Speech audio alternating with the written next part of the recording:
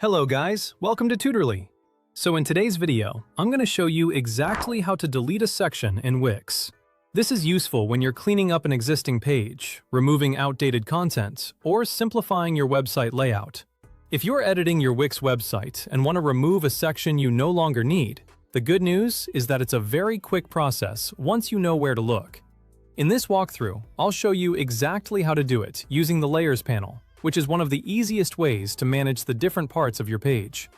The Layers panel is particularly helpful on pages with lots of content because it lets you work with the page structure without having to click through overlapping elements. To get started, go to your Wix site and open the page you want to edit.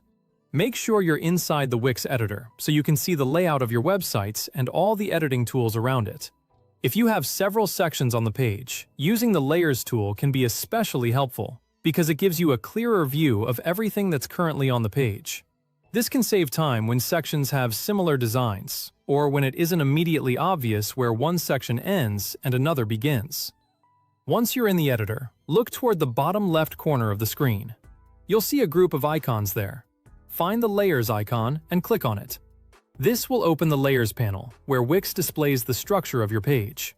In other words, it shows you the elements and sections in a list, which can make it much easier to select the exact section you want, especially if clicking directly on the page feels a bit awkward or crowded. You can use this list to understand how the page is organized before making any changes.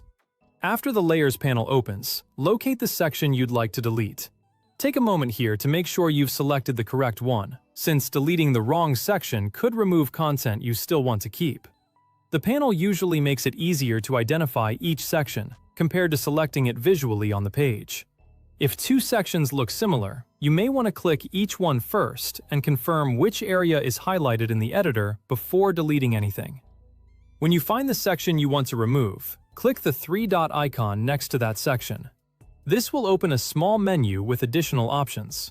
From that menu, choose Delete. As soon as you click it, the section will be removed from your page.